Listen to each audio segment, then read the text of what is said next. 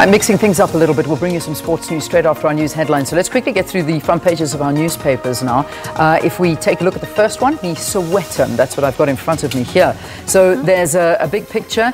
So it's lives on the line, and you can see some guys hanging on the back of the train, commuters at risk as rail agency fails to fill key safety posts such as train control measures. And that's very much so what they're focusing in on, how unsafe it is. The lives of about 2 million train commuters around the country are put at risk by staff shortages in key positions at PRASA.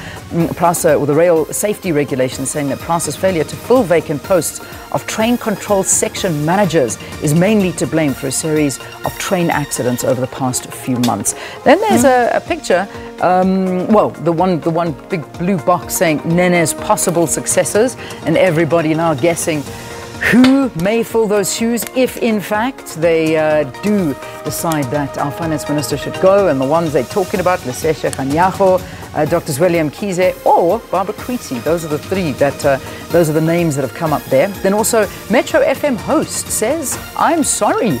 What is that story all about? So, Masichaba Ndlovu apologized yesterday for her comments following an outcry over how she handled her interview with rapper Nati on Metro FM. Social media apparently slammed the afternoon drive show host for ambushing Nati to talk about his private life and bullying him into speaking about things he was not ready to reveal during the interview.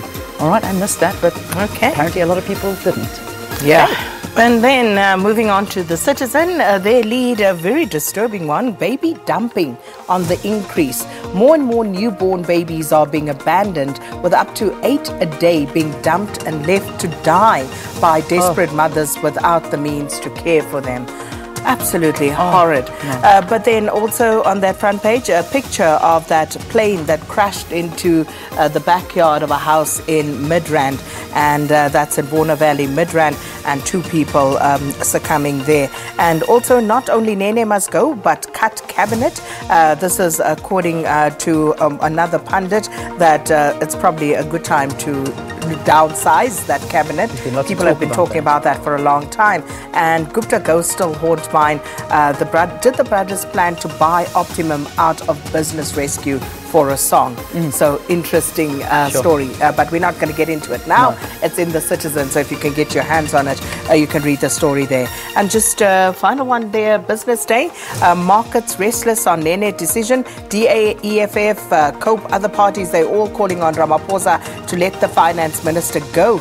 And then the Rand moves to within 2 cents of $15 on the back of this uncertainty. South Africa must act to regain trust of investors, and also commercial farm census to help potential investors. Some of the stories covered in the newspapers this morning. All right, that's what you can look forward to, but let's give you the news headlines at 6:30.